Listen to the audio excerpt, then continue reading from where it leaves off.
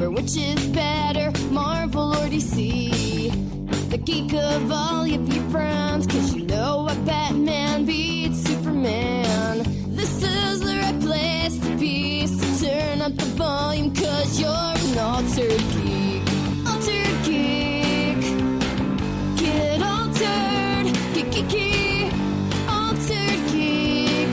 From Star Wars to Star Trek, comics to tech. Altered geek. Get altered. Geek. Altered geek. Pull up a chair, 'cause you're an altered geek.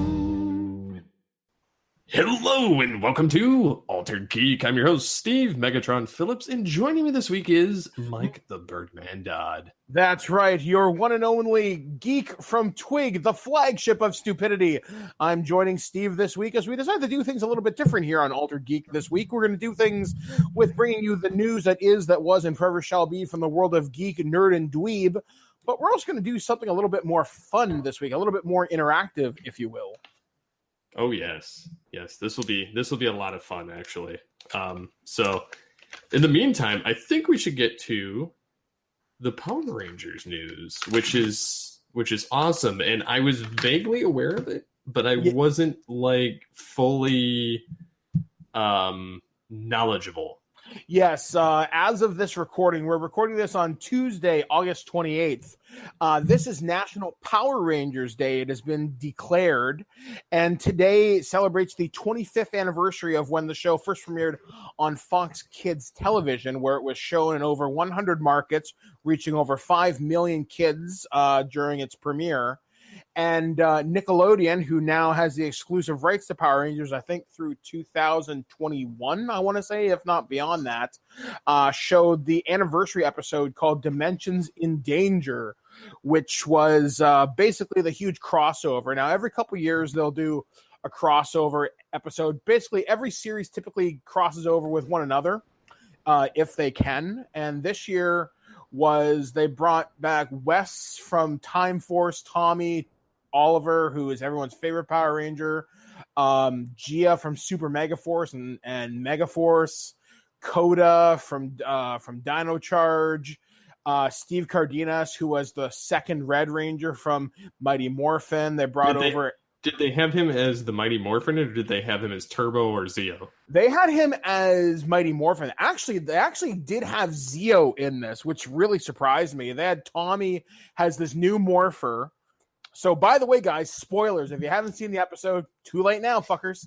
Tommy turns into the Black Dino Charge Ranger, turns into Red Zeo, turns into White Mighty Morphin, Green Mighty Morphin, and yeah, he does all those, but he doesn't turn into Red Turbo. But there is the Pink Turbo Ranger, so Cat's there. Nice. I'm trying to think who else is there. I know I'm missing people. Oh, there's Gemma from Power Rangers RPM. She was the Silver RPM Ranger. I know I'm missing others.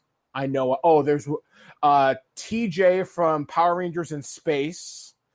And basically the plot of the episode is a guy called Lord Dravon, so not Lord Draken, which is from the Power Rangers comics, but I'll talk about that in just a minute or two, wants to shatter the dimensions and have an army of evil rangers at his and Madame Odious's command. And Wes, the Red Time Force Ranger, comes across space and time with Gemma and Coda to basically stop him. And what you get is more or less way better than the legendary battle from Super Mega Force. Not as cool as Once a Ranger, and just a little bit less cool than Forever Red. Because Forever Red had Serpentera get taken down like a bitch. He got taken up by a guy on a surfboard. Come on.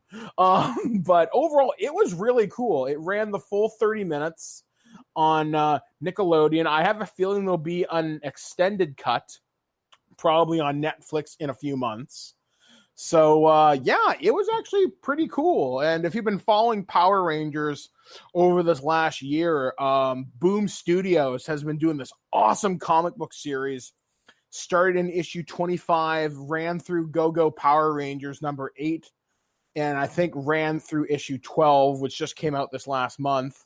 Finally ends in Shattered Grid #1. Shattered Grid finale #1 comes out tomorrow, so new comic book day. It's not out yet. And we see what happens when Lord Draken goes across all the dimensions, literally beating the crap out of other Power Rangers, stealing their powers, and he's become this almighty Power Ranger god. It's so badass, Steve. Like, I haven't been excited about comics in years. The last time I bought comics legitimately was when I was reading the My Little Pony series about 3 years back, and then I stopped. And I heard about Shattered Grid, which is basically evil Tommy Oliver kills real Tommy Oliver in our dimension, and there's no way to bring him back. Because he shatters the grid, and Jen, the pink Time Force Ranger, comes back in time and is like, I can't go back any further. What's happened is now history, so I can't fix it. And they're like, no way. I'm like, yeah, this is kind of permanent. So he's going across time, kicking the crap out of Rangers, stealing all their powers. He's evolving. And currently they're fighting on the moon. Like, when we last left our Rangers, every Ranger that had survived, so certain Rangers from like other teams, you might see parts of SPD or RPM, Dino Charge, Mystic Force, Dino Thunder, whatever, come together with the now canon Hyperforce Rangers, who was the show put on by Geek and Sundry. I think it was Geek and Sundry. Hyperforce, and now they're canon. They're officially canon. They team up and they charge Lord Draken's moon base. And now there's a new Megazord made up of the Jungle Fury Megazord, the Zeo Megazord, one of the Ninja Steel ones, I think, and something else. And they're like, what the hell do we call this thing? They're like, well, why don't we survive first and then we'll worry about naming it.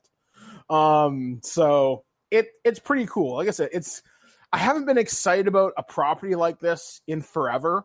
Like, I started collecting the Legacy toys last year, or just the end of the year before last. I had to sell some of my toys to buy my wheelchair last year. My wife, God bless her, found a killer deal, got most of my collection back. My friend Jen, who's an artist who does some things for Terrible Warriors. If you want to look her up, I think on DeviantArt or Etsy, I think she goes by Jelly Swirl Studios or Jelly Soup. I think it's Jelly Soup. You should look her up. She's pretty legit. I'm actually familiar with her a little bit just because she interacts with the show. Yeah, so she got me some of my stuff back. She got me all the Mighty Morphin like figures. Actually, weird little bit. A friend of the show, a friend of Twig, a guy named Cleva, I met him at PAX East a couple years ago, is actually coming up to visit me here in my hometown of Guelph now. So I haven't seen this kid in like almost 7 years. He's coming up to Guelph to talk Power Rangers tomorrow. So my life is nothing but Power Rangers right now, and I'm kind of excited about this. So yeah, I mean, there's going to be some cool things coming up for the property in the next year. Beast Morphers is the new show that's being adapted by Hasbro and Saban Brands for next year, and it's basically like, it was based upon another Sentai show that was very spy focused, like James Bond, but with Power Ranger stuff. This one, it kind of reminds me of Power Rangers RPM, where there's this computer virus that becomes sentient and starts kicking the crap out of things. So it looks cool. They showed off the first full trailer at Power Morphicon, which was about a week ago, which is the Power Rangers convention that happens every 2 to 3 years. And they had so many full casts at Power Morphicon. Another neat thing that was announced is there's a new line of toys coming out since Bandai has lost or sold the license rather to Hasbro. They're going to have a new line of figures called the Lightning Collection, which is an anthology collection of figures. So very similar to Bandai's Legacy line, where they were 6-inch and they'd be different waves of figures. You might get Mighty Morphin, Zeo, or in space or whatever. This time they're going to do an anthology. So you might get Mighty Morphin, Mystic Force, and Turbo or something. So I don't know. That's pure speculation on my behalf. But they showed off the White Ranger. Mm-hmm. And he's got swappable heads, accessories, sound effects. It looks really sweet. And they're going to be able to keep the price point of about $20 US. Nice. So I'm looking forward to it. I'm going to collect my Mighty Morphin. I didn't watch Zeo when it was on TV. I did. I would get Turbo because I did like the movie, which is a guilty pleasure of mine. It's Power Rangers, man, and it's got Tommy in it. And if they did RPM, I would buy them in a heartbeat. RPM or SPD. SPD, I'm just finishing now. I've been watching that show for like a year. I have 5 episodes left, and every time I go to watch it, I'm thinking, I don't want to finish this. I don't want it to end. And it's one of the best Power Ranger series I've ever seen. I love that cast. RPM's probably my favorite, though, because it was basically Power Rangers meets the Terminator. Because it was dark, people died. The one girl essentially dooms the world because she wanted out. And it's crazy. If you get the time, watch Power Rangers RPM. You will not be sorry. So anyway, now that I've ranted about that for about 10 minutes or so, yeah, go watch some Power Rangers. I'm sure you will not be sorry. Like I said, if you're going to watch anything and start fresh, start with RPM. SPD is pretty cool. Dino Thunder has Tommy in it. It's the return of Tommy. And, I've actually watched a lot of these and gone back. Yeah. Just because, just previously, I've watched them sporadically just based on who's in them. Mm-hmm. So, like, I've watched, like some of the stuff around. Like, I didn't watch the series that had Forever Red. I just watched the specific episode. Yep, same here. I think it wasn't Lost Galaxy. I want to say, was it Time Force? No, that one was Dino Thunder? No. No, Dino Thunder was later. That one was the one with Tommy as the Black Ranger. Yes. Which I did watch all of that. I did watch Time Force, In Space, Turbo. I pretty much watched it all the way through Zeo, and then I stopped watching. And then I started watching again. Periodically I'd watch like Turbo, In Space. I watched some Time Force, Dino Thunder. RPM I never really got into. Samurai I really didn't get into. Megaforce I watched. Oh, Megaforce was terrible. Megaforce was terrible on a multitude of levels, trying to copy what Mighty Morphin was. Mm-hmm. But I did enjoy, even though it was a crap cameo at the end. Yeah, the legendary battle. It was a cool idea, just poorly executed, which was kind of crappy. I mean, honestly, I'm going to tell you, go back and give RPM a shot. I think you'll be really and genuinely surprised by it, especially if you stick with it past the first 12 episodes. It gets a little there. One of the things I liked about RPM is it doesn't feel like there's many filler episodes. It feels like everything is pushing the plot forward, in some capacity.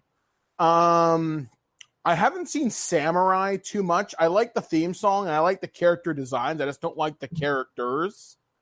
Although that being said, one of the girls from it in the Power Rangers Shattered Grid comics, Jaden leaves.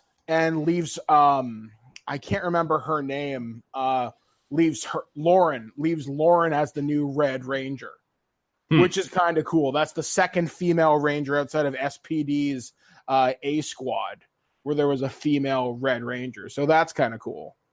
But yeah, I mean, I'm surprised how well the show has endured over 25 years, considering how goofy the concept is.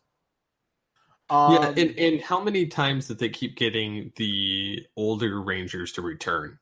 Oh, yeah. I mean, I'm pretty sure if you promise Jason David Frank, hey, we'll give you $25 and access to the catering truck, I'm pretty sure he'll show up. Oh, yeah. Actually, the person that surprised me the most to see in this was Steve Cardenas as Rocky. Really? And he had speaking lines. So I was like, that's awesome. Well, I'm surprised they had Kat back in it. Yeah, especially as Pink Turbo. Yeah, and I mean, it doesn't surprise me that they had I'm trying to remember the Rangers, like the Blue Space Ranger TJ. Like, it doesn't surprise me he was there because like he's kind of been in a lot of the stuff. And he's aged remarkably well. Almost everybody on that cast has aged remarkably gracefully. Mm-hmm. And Time Force Red, he comes back quite often too. Yeah, Wes. Yeah, he comes back. At Power Morphicon, they had Jen back, and she's aged remarkably great. I would have liked to have seen her come back, but I guess they only had so many female spots, so they gave that to Gia and the cat. So I'm pretty happy with that, all things considered. Mm-hmm. Yeah, I'm definitely down with that. And then they had one Mega Force Ranger come back. Gia, which it's weird. She's involved in something. I think it comes out next month. It's Tommy, so Jason David Frank, Gia, and I think it's just those two. And the guy who played Ryu in the Bat in the Sun Street Fighter movies, it's for Power Rangers Legacy Wars, and Ryu gets a power coin and becomes the Ryu Ranger. So wow. He gets, it like go on YouTube, type in Power Rangers Street Fighter. You'll see the Bat in the Sun movies, but if you see the one from this past summer from Comic-Con, it's Power Rangers Legacy Wars, G Fuel, and some other companies sponsored this little short, and it looks kind of awesome, actually. Like, you get to see like the Ranger Sentries from Lord Draken's world, but you also get to see the Black Dino Thunder Ranger, the Pink Zeo Ranger, I think, shows up, and they're just fighting M. Bison and other bad guys from Street Fighter. It looks really cool, if goofy as hell, but really cool looking. Plus the Dragon Zord is trash and the Megazord's like all beat shit. I don't know. I'm surprised that how many properties work with Power Rangers, because now that Hasbro has it, like we talked about this months ago when the merger went through. Just imagine the possibilities of Power Rangers Transformers. Like, my God. Yeah. Wait till next year's San Diego Comic-Con. If there isn't a Dinobot themed Power Rangers recolor, I will eat my hat. It would surprise me if they didn't take advantage of that synergy, because they already have all the molds for all the friggin' Dinobots. Yeah. Just recolor the power of the primes or the combiners stuff or the Transformers Generation stuff and re-release it. We'll buy it. We're stupid. Anyway, yeah. I'm hype. I'm Mike, and this is the news. Yeah, like, basically, seriously, I just want to fanboy out over this forever. Like, I'm literally, as of this recording, I'm debating whether I want to stay up till 3 o'clock in the morning or set my alarm to 12 p.m. or 12 a.m. Pacific time, because I'm going to presume that's when the comic app will switch over to tomorrow, and the new comic will be available. I can't remember ever a midnight release for a comic, and I want to say there are midnight releases for this. See, I didn't even know that was a thing.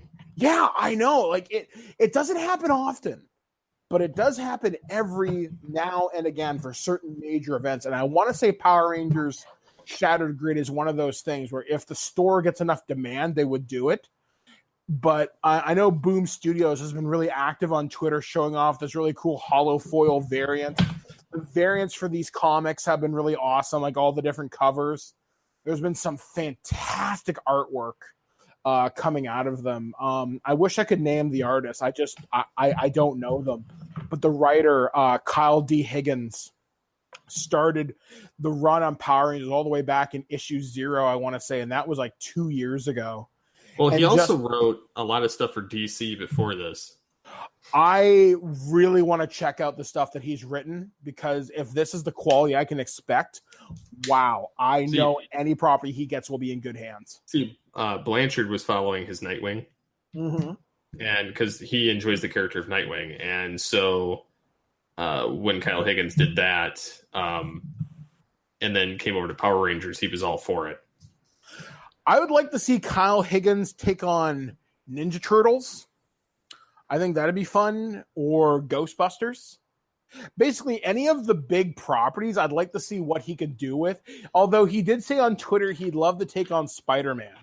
That'd be interesting. Higgins around Spider-Man could actually be really cool. And I actually tweeted at like Higgins and a bunch of other people. I'm like, dude, for the love of all that is holy, can you please make a tabletop role-playing game out of this? Which there is a new Power Rangers board game coming out called Heroes of the Grid. And it's a cooperative 2 to 5 player board game where you have to defeat various monsters. There's like a Green with Evil expansion. There's a Shattered Grid expansion coming out.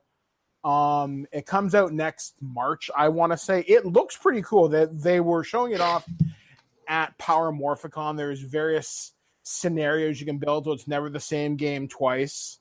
I think it's like $80 to get in on it. I think if you want just the base game, but if you pay $140, you get that and all the expansions that are coming out, plus all the stretch goals. So it's expensive. I think it's still got a fair chunk left on its Kickstarter, so don't quote me on that. But it was funded in less than 8 hours. So look for that on store shelves next year at some point. What else can I yip about Power Rangers for just a minute, or other fun things? Batman the Animated Series? Yes, that comes out on Blu-ray on October 30th, if I'm not mistaken. Yeah, I'm pretty excited by how this looks because I own the DVDs. Yep, same here. And they don't look that crisp. Now, here's a question. Did you buy the Blu-ray? Did you buy the DVDs in the smaller releases, or did you buy them in the big box set? Smaller releases. Okay, because I got the bigger box set for them, which I got in 2007, 2008. And evidently that set is somewhat hard to find now. Well, I actually have a story. And it kind of ties into this. And it's the whole thing that when you want something legit, you just pay the money. Mm-hmm. You don't try and go on eBay and find it. Because years ago, shortly after the network was started, Blanchard was showing me his version of the complete box set, collector's edition. I bought mine on eBay for about half,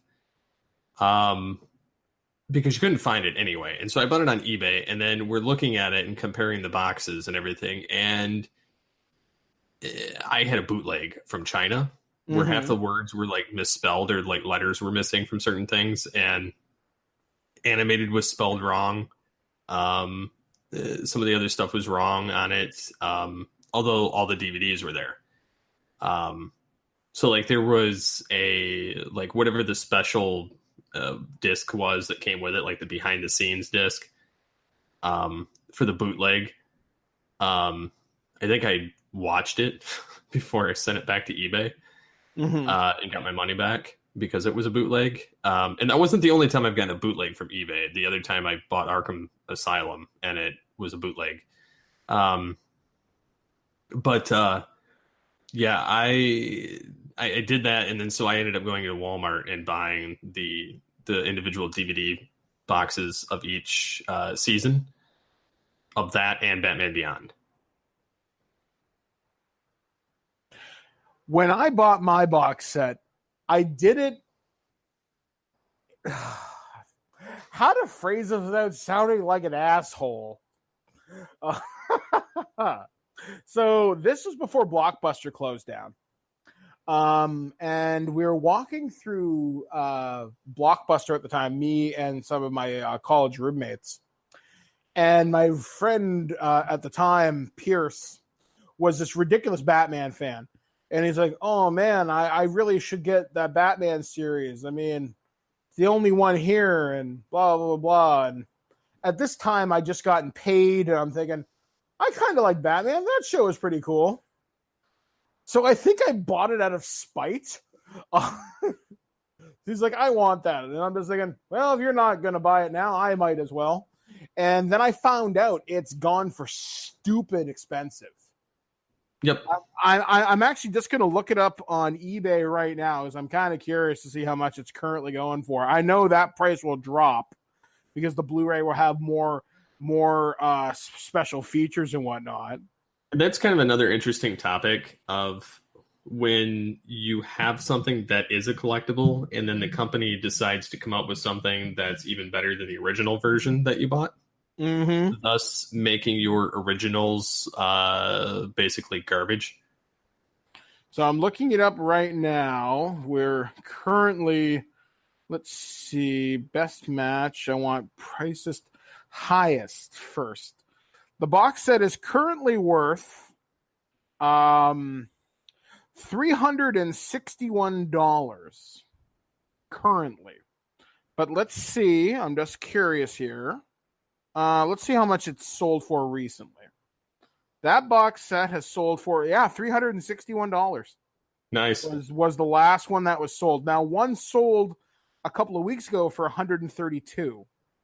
So the value varies. You're at least going to get, if I had to value this thing, at about $150, but you could get up to, I'm going to say you could probably get a reasonable $200 for this if there weren't many listings on eBay. Yep. Because right now the average price is about $128 to $130, but it doesn't pop up that often. So that's kind of cool just to know that. Hey, someone got a steal at $85. Man, I should have sold this thing off a couple of years ago. Yeah, and that's kind of a boat that I'm in too. I have all this Star Wars stuff. Mm-hmm. And because Hasbro's decided to come up with the black edition of everything, every one of these figures is worth nothing. Yep, because the market falls right out of the bottom, and Star Wars is the worst of it. I remember years ago when I used to collect Star Wars, the big thing was the VOTC collection, which is still, as far as I know, still fairly sought after. But the black collection in the 6-inch scale has all the posability of the VOTC at a higher scale, higher price point, but it's much nicer. I have 3 figures in this scale. I have a Stormtrooper, a Snow Trooper, and Jango Fett. And when I look at the older figures from, say, not the Force Awakens collection, I'm trying to remember, not Power of the Jedi, because that was like late. Power of the Force. Yeah, Power of the Force and Power of the Force 2. Those figures are worth nothing because those were in the 90s where they were all super buff. And then after Phantom Menace and Attack of the Clones, figures were, I don't know, they were okay. I think between Revenge of the Sith and just after VOTC, the Vintage Trilogy Collection, I think that was the best Star Wars had been because everything was superposable. The 3.5-inch line looked really good. The sculpting was really nice. The vehicles looked amazing. We actually got vehicles. The Black Series in the 3.5-inch scale or smaller, I think looks stupid. But the Black collection in the 6-inch looks amazing. Yep. One of the things I saw, there's Black collection vehicles. I know. I saw that because I have all of the vehicles from the original trilogy. Mm-hmm. And I've sold off the Naboo starship. I've sold Boba Fett's vehicle. I've sold the Slave One. Yep, I've sold an X-Wing. I've got a Snowspeeder. I've got a AT-AT Walker. Steve, if you didn't live 4 hours away, I would so get those off you. Just because they're gorgeous display pieces. Mm-hmm. I don't have the Millennium Falcon. I believe my stepdad kept that. I have Darth Vader's TIE Fighter. I have all of the 12-inch line from the Phantom Menace and the original trilogy. I have variety of other creatures. I have a ton of the card game and comics, but I'm about to offload all of it soon. I'm putting some of it in a yard sale that's worth nothing. and the rest of it I'm taking to a flea market. Actually, speaking of that myself, I've posted a couple pictures up on Twitter.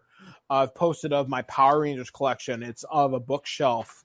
Now, before that was my geek library. That was my resource archive.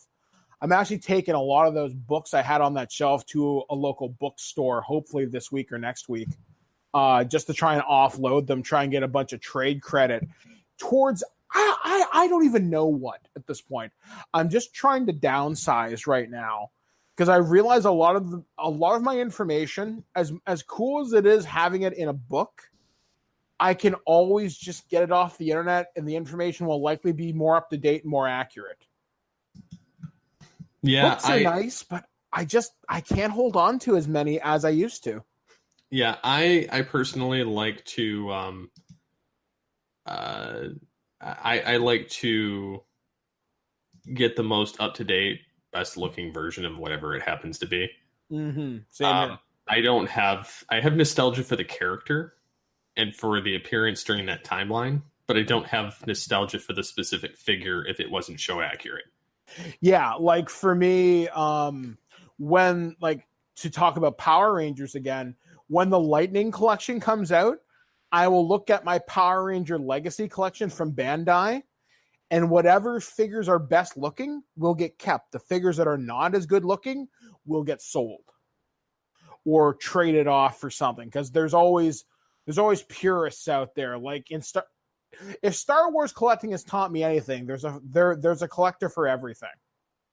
Especially if you keep it in really, really, really good shape. So I'm kind of hoping that the Lightning collection will be nicer and I can find things, because some of those figures, man, for Bandai Legacy are worth way more than what they should be, and I'm not a big fan of that. Like, for example, to get a Green Ranger figure, I looked this up today on Amazon. People want $150.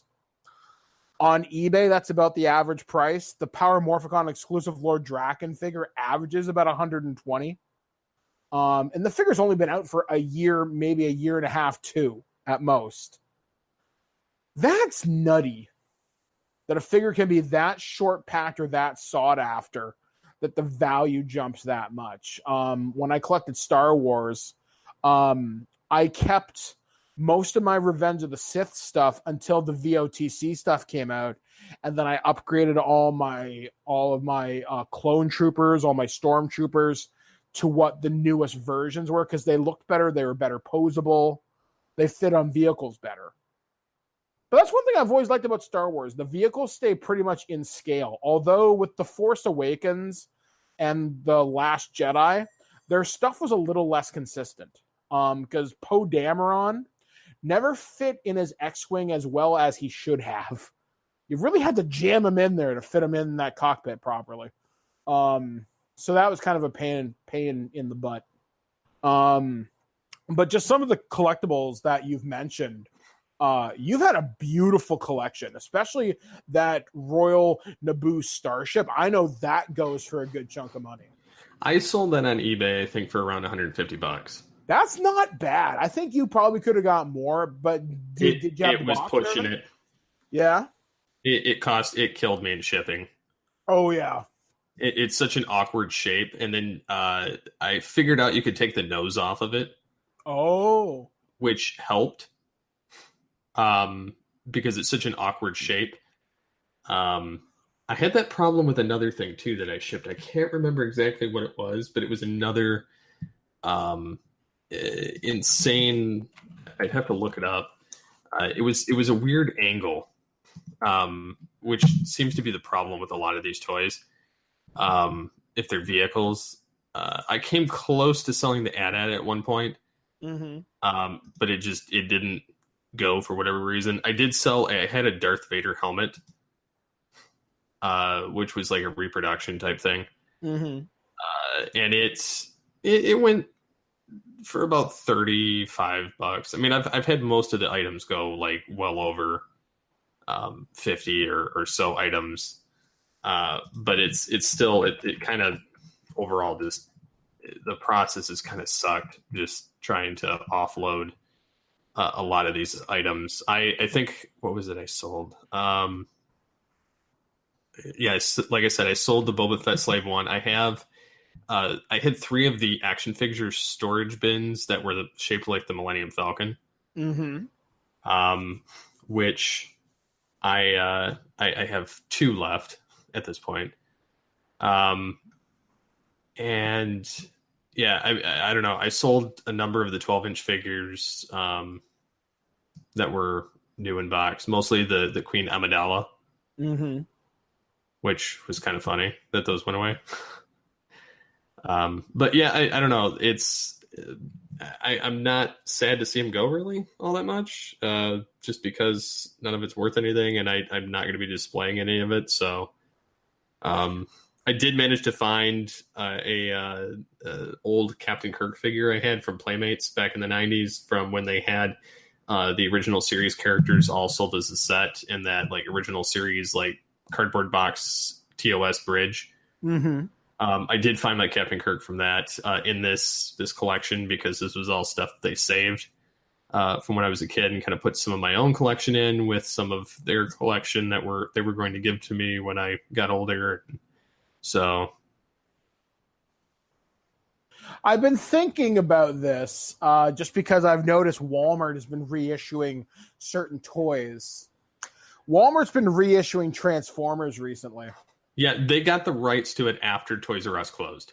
And I've been thinking about it, but I can't justify those prices. In Canada, for example, they want $50 for a reissue Starscream. I'm pretty sure Starscream, when he came out, retailed for about $15.99.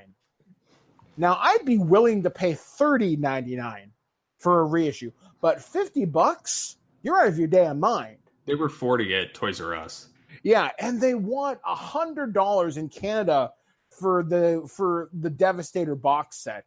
You can buy a knockoff Devastator at the dollar store for like $10. Yep. And it's the exact same mold. Mind you, the plastic is crap, but still, it's a functional Devastator. And I was just like, you've got to be kidding me. And they want $40 for Hot Rod non-Target Master. Come on, you've got to be kidding me. And I remember when Walmart had the Masterpiece reissues, you could get Thundercracker and Skywarp, I think, for like $100, and that's worth it for a Masterpiece figure.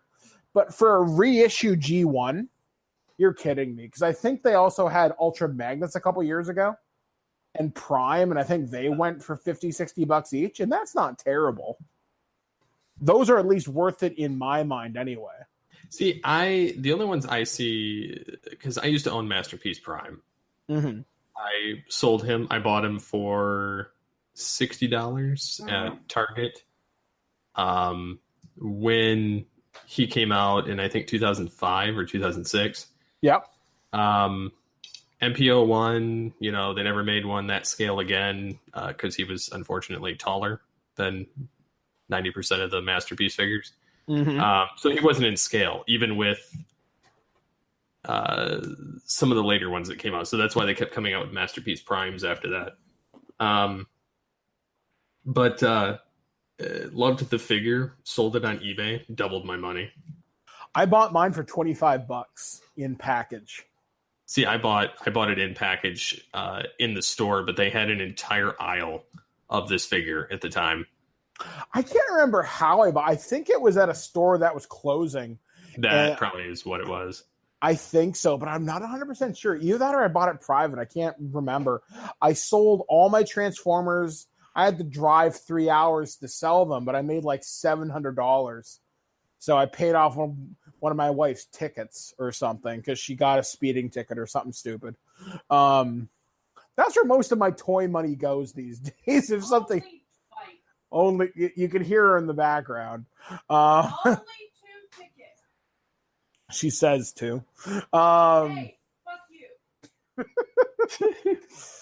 That's marriage, folks. But yeah, I don't know. It's collecting is sort of, now that I'm older and a little bit wiser and a little bit downsizing, I'm starting to learn what really matters. I mean, I was actually talking about this the other day with my friend Tristan. We were talking about this on Twig. Video games, for example, right now, the big push is to get physical because a lot of these companies are moving towards digital. So people want physical copies. I'm the opposite. I want digital so I can take it with me everywhere.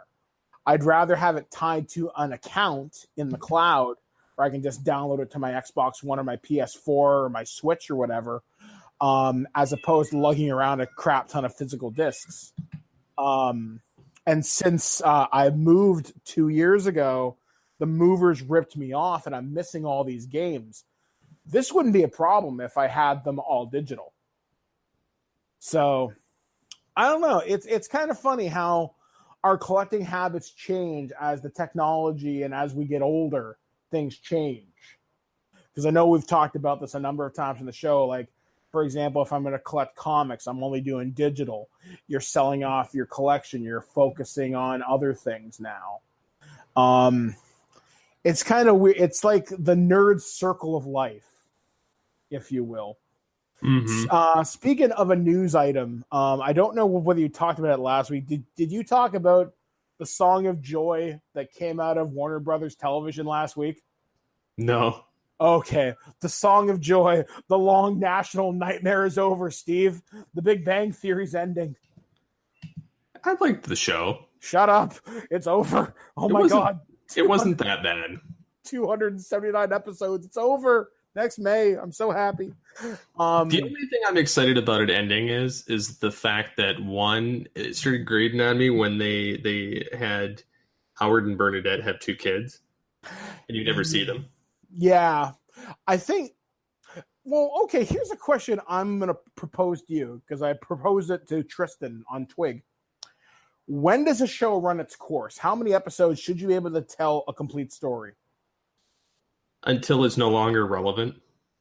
So you're willing to keep going as long as you've got something to say? As long as there's something to say and as long as it's still relevant. And what I mean by that is I think the Big Bang Theory is finally hitting that stage only because they've taken all of these quote-unquote geeks from their stereotypical and very heavily stereotypical geek nature and turned them into fully functional human beings that have a geek tendency like normal people. Mm-hmm.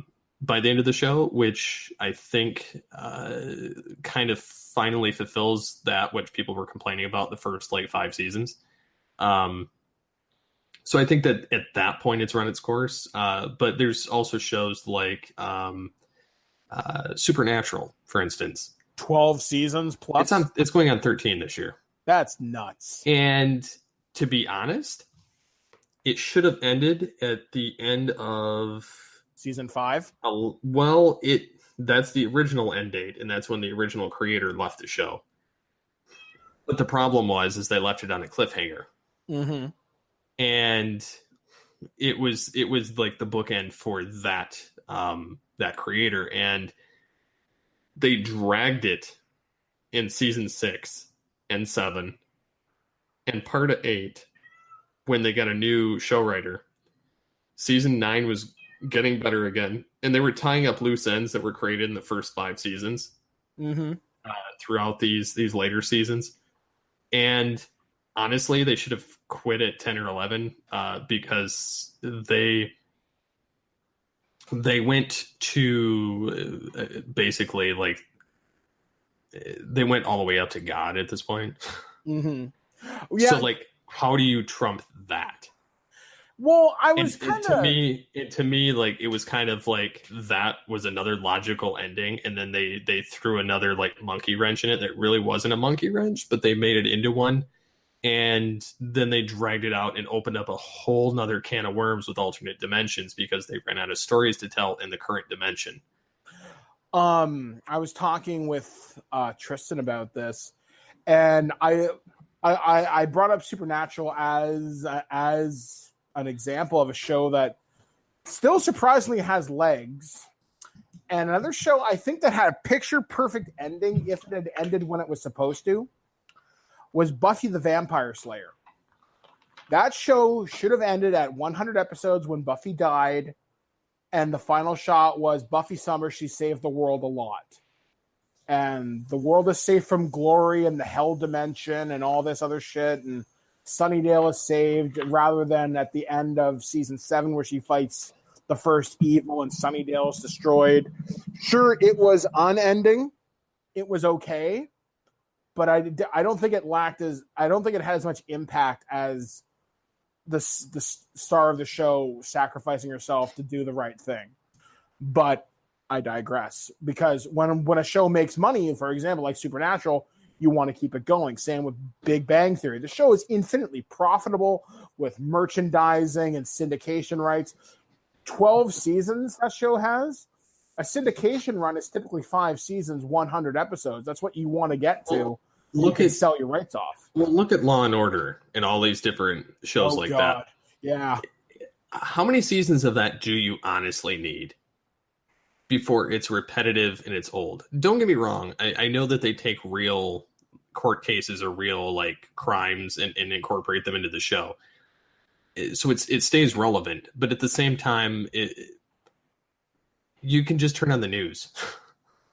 Like, why do I have to watch a dramatized procedural that talks about the news the same way the news does, except it's taking it from a different angle and less garbage, and it's actually more intelligent than what the news actually portrays it most of the time. And I just would rather watch anything else other than that at that point. But like, I don't know.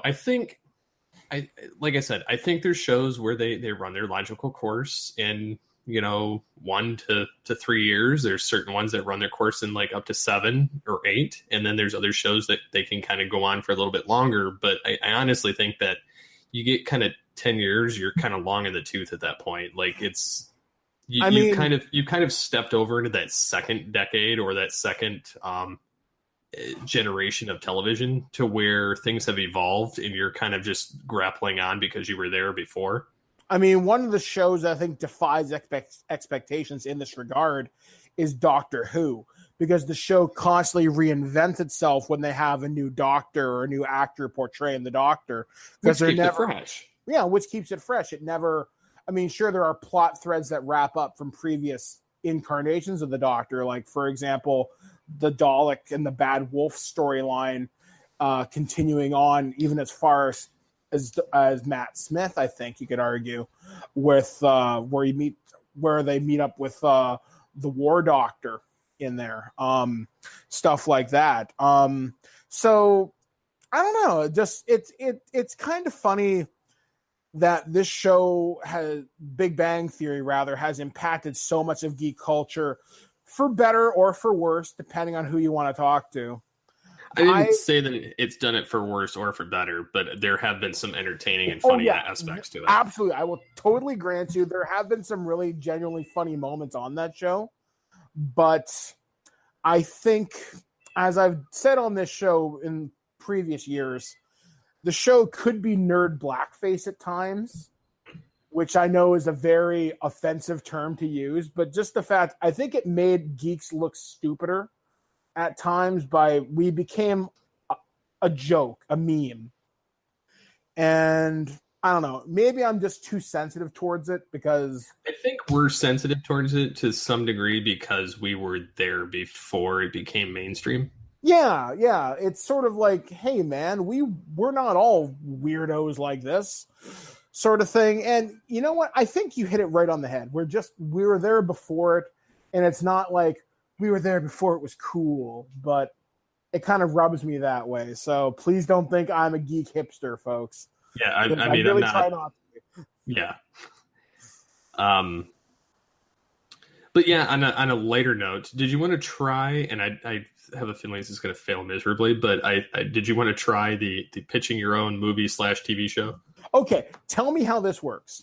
Okay, so this card game is called Buy the Rights, and it's a movie pitching party game, basically. It's basically something you do when you're, looking for a laugh of absurdity, or a drinking game, or something to that degree. Anyways, what the aspect of is that you're a struggling screenwriter and nobody's buying the scripts you're selling, and then you basically you're trying to pitch a movie to a producer. And so they give you 4 stacks of decks of different cards, like a genre, a descriptor, a hero, and a plot. And then you have to create the story around that. Okay. Obviously it'd be modified because it's a podcast, and there's 2 of us. So, All right. So I think it would be interesting to modify it in the sense that we both collaborate into whatever the card is pulled for each of them, and kind of build on that and create whether it's an intelligent or an absurd story using any of these things. And I have the 80s expansion too. All right. So I don't know what route you want to go, whether it's 80s or you want to do a mix, or you Go nuts. go nuts. Okay. Let the cards decide. Let the cards decide. So I'm going to grab a genre. All right. First card I pull is a parody. Okay. So that's our genre. All right. So descriptor, and some of these are like hilarious too.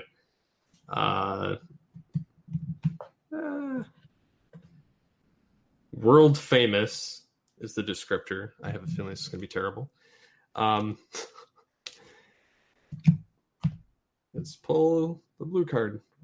Hero is the rookie cop. Okay. And the plot is getting sucked into a video game where they must beat every level in order to return home. Okay, so basically we're looking at a parody of Wreck-It Ralph is how I'm seeing this. A world famous rookie cop. So it's like Axel Foley. No, wait, he wasn't a rookie. No, kind of, maybe. if you consider his first film. Okay, so Axel Foley gets sucked into a video game and he has to save the world by going through parodies of other 80s cop movies. So he has to go through Beverly Hills Cop, Lethal Weapon, 48 Hours, Die Hard, A Stakeout, and I'm trying to think what's another 80s cop movie that you'd have to go through. Tango and Cash and Turner and Hooch. And Police Academy. That would be hilarious, actually. So there we go. Who would his partner be? Has to be his polar opposite. John McClane. John McClane, and their comic relief is Al Powell playing the exact same character from Die Hard. Okay. And then the sound effects for the entire movie would have to be from Police Academy. Yep, he does every sound effect. Yep, Michael every sound Winslow. effect. Yep. Michael Winslow. There will be not any other sound effect. It will just be Michael Winslow. Yep, the entire time. Which would be hilarious, actually. He'd have to do the soundtrack too. Yes. No, soundtrack by Jan Hammer is the guy who does the Miami Vice soundtrack. So it'll be very synthy sounding, but it'll sound awesome. Or Wang Chung. Well, isn't Beverly Hills Cop like kind of synth too? He is. I'm trying to think. I don't know who did the sound. Harold Faltermeyer did the soundtrack for that. So you know what? That would be awesome too. So get Jan Hammer, Harold Faltermeyer, and they combine on the soundtrack with a single by Wang Chung. I put way too much thought into this. That's part of the fun of it. And who would the villain be? Oh, easily. Hans Gruber. So Alan Rickman. Trying to think who else. The bad guys from Beverly Hills Cop 2, who was also Grissom from CSI. Okay. And the henchmen are nothing but ninjas. Because every 80s movie somehow always had to have a ninja. I know, it was really weird. Like Die Hard had a ninja. Beverly Hills Cop, I believe, had a ninja. Yeah, there was always somebody who knew martial arts. Yeah, it was like their token like martial Superpower. artist. Yeah, it was like, what? And they always had somebody like that in Police Academy too. Yep, there's always some random badass martial artist. So, okay. What else we got? Let's see. So we have a very inventive 80s movie for Yep. one. Do you think that this would stand, like if they were to have done this movie like today as just a fun parody movie, it had everybody still been alive? Do you think that this would have been something that could have gotten made in the way that we got the I think so. If you could have made this movie in the late 90s to the early 2000s, because you needed certain people to be alive. And this is when the parody genre was really ramping up. So this was in the era of scary movie, epic movie, date movie, shit like that. Yeah, I'd say there's a possibility this could have succeeded, even if it was a lower budget thing, as long as you had Eddie Murphy and John McClane. Help me out. What's his Bruce name? Willis. Bruce Willis. If you could have got them on board, everybody else would have just fallen in line. Plus Wang Chung, they're like, oh my God, people remember us. So I think you could have honestly had this happen because this would have been a killer soundtrack. It would have been honestly like quite fun to go see too. I can already see the movie poster, and the tagline for this movie would have been, do you have enough quarters to save the world? What would you title the movie?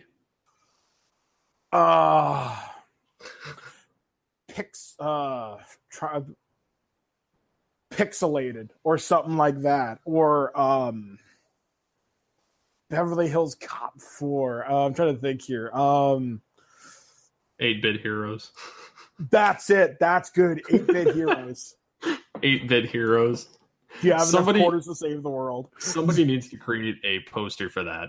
This would be awesome if you could make this in perler bead art so easily, or just take one of those 8-bit Photoshop filters and just put it over Eddie Murphy and John McClane and just put Donkey Kong in the background, and you would have it. Basically, it's pixels but with Eddie Murphy and Bruce Willis. Yes, this needs to happen.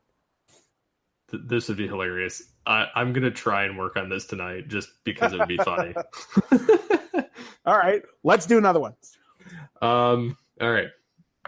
Let me put those cards down. All right.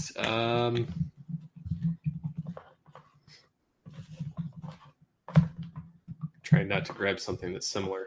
Okay. Genre, puppet. Okay. This is going to be really weird, I have a feeling. Descriptor, cyborg. So, puppet cyborg. Okay. I have no idea where this is going.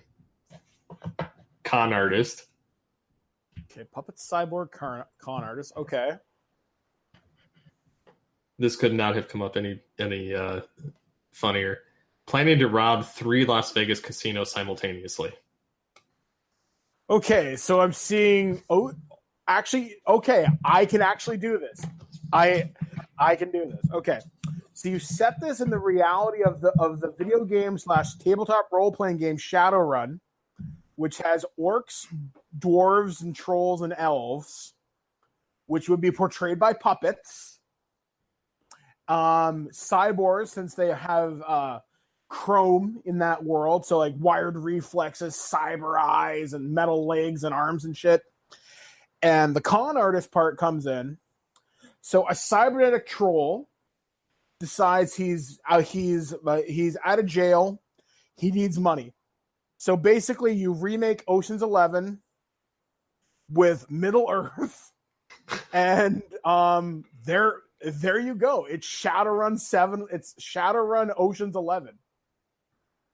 The only civilized location is like your Las Vegas. Yeah, and it's all Las Vegas. It's all practical effects, so they're all puppets. Now, I'm not saying they have to look like Muppets, but think practical special effects. So yeah, this would be friggin' awesome if you could make a cyberpunk practical effect heist movie. I would go see this every day just to make sure it cracked #1 at the box office. Hell, I want to make this movie. That would be funny, actually. It's actually kind of funny that Puppet came up, considering we had that Melissa McCarthy movie come out. Yeah, The Happy Time Murders. Which evidently it didn't do too well. It It only bombed. cracked. It cracked third place with $10 million, though it wasn't the worst performance. I think it's the worst performance of her wide release career, but not the worst performance of her career, which is kind of crappy because the idea is great, but here in the movie itself, it falls very short on its jokes. Yeah, it's very lowbrow. That sucks. I had such high hopes for that movie. But had they done it differently, we could have ended up with this. Yeah, exactly. We could have had a cyberpunk heist movie. That would have been awesome. So scale on 1 to 10, how well do you think this would have done in theater? If you put this movie out now, it would do awesome simply because people are hyped about the cyberpunk genre because people loved shit like The Matrix. Blade Runner did pretty well. People remember movies like Johnny Mnemonic and Strange Days. The Shadowrun role-playing game, it's still pretty popular in certain circles. And there was the movie Bright, which came out on Netflix about a year or two ago. And I think people liked it for the most part. It introduced the idea of urban fantasy with orcs, dwarves, and trolls existing in the world with guns, computers, and the internet. Yeah, I think this movie could actually be really successful. You just have to lay the basis of the world down first and really be nothing but practical effects. If you could have me convincingly believe that a troll carrying an assault cannon was robbing the Bellagio, I am there yesterday. Because, and I say practical effects, because as much as I love Lord of the Rings, I'm a little sick of CG. I want makeup, I want practical effects, I want puppets. I want stuff that looks good on. I want stuff that has weight to it, stuff that looks like it has momentum. So I think stuff like that can be really successful because my big problem with the last Hobbit movies is there was a lot of CG. And CG is cool and everything, but it will never beat practical. Oh, no. And that's probably why, like the Force Awakens was better than like the Han Solo movie. Exactly, because you need practical. CG is cool. CG in the right places is cool. But you will never beat something you can see, feel, and touch. Yep. I definitely am on that boat with you. I like the fact of practical effects over a ton of CGI. I think that's part of why like the Christopher Nolan Batman films did so well too. Exactly, because they had real guys doing the stuff. It felt real. It was rooted in reality as opposed to superheroic fantasy, which is okay. And I think that works for his style of filmmaking. So let's do one more before we round out the show. Okay. So let's see.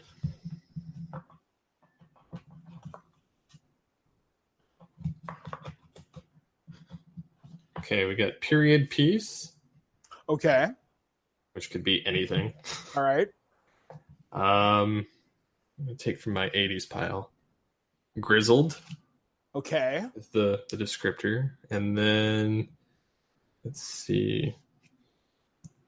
Special Forces team. Ooh. Fighting a cybernetic hitman sent from the future. Okay. Picture this. It's the 1940s. A grizzled, hard-boiled special forces team sent behind enemy German lines has to fight an experimental German Terminator sent from an alternate future where the Germans won. So this Terminator is sent back in time to assure the success of Hitler. So it's still Arnold. Yeah, it's still Arnold, except he's a Nazi. So his Austria. Yes, it's going to be. Oh my god, this could be freaking awesome if you had World War II units fighting a Terminator. Just imagine a T-800 exoskeleton punching a tank and it flying across the battlefield. Like, oh my God, this could be awesome. Terminator 1942. I'm stealing this idea for a role-playing game. Oh my God, this could be so cool. But yeah, okay. So the Special Forces team led by, I want to see, has to be someone iconic. I want someone who's an old movie star who could pull this off. Sean Connery. Yeah, Sean Connery leads a team of Scottish commandos. Or SAS commandos. So the Scots are there with them. So it's a British SAS team sent behind the enemy lines in Berlin. They're there to steal something. And then they find out the Nazis have this future tech and the Terminators come back to help them win the war. And the British SAS has to stop them before the Terminator can give them like future Hydra-like weaponry, which would overwhelm the Allies. I could see that. And we'd call it probably like Future Shock or Dawn of Fate or something like that. I like Future Shock. And the future, the poster would be the Terminator's exoskeleton foot on top of a Nazi war helmet. And you just see the skulls in the background and the ruined theater of war of 1942. I can see that. That would be, my God, can somebody out there draw this? Because that would be, oh my God. And it would be, there's no fate but what we make for ourselves. And it would be Sean Connery, Arnold Schwarzenegger, put Vin Diesel in there for fun. And I don't know, maybe I want someone plucky and funny. Johnny Knoxville? No. Actually, you know what? He could work because he would be willing to do his own stunts and he would be great comic relief. And you have Linda Hamilton in there as the great-great-grandmother of Sarah Connor. And she's escaping the Germans. So it's like a quick Easter egg. You blink and miss it, but it's there. She's a nurse. Yes, that could work. That's where she works in the work ethic you have to fight for yourself and you got to do all this. And when the time comes down to it, you got to be ready to fight, Sarah. So yeah, there you go. There she learns from great-grandma Connor, who was a nurse during the Second World War, and she escaped to England and then came over to the States. Yeah, it sounds like we have our next Terminator movie. There we go. Screw this new one. I want this one. Nazi Terminators. That would be Bach. That'd be so cool. Oh my God, man. See the possibilities with a randomized card game? Oh yeah. Like we have 3 awesome movie posters here. A troll holding bags of money with like an M60 machine gun walking out of the MGM Grand. And it's like, I can't think of a tagline, but it would just be called Heist. Shadowrun Heist or something like that. And then we have 8-Bit Heroes. We just call the other one Puppet Work. That's good. See, we have this figured out. We should be in Hollywood, Steve. You would think so.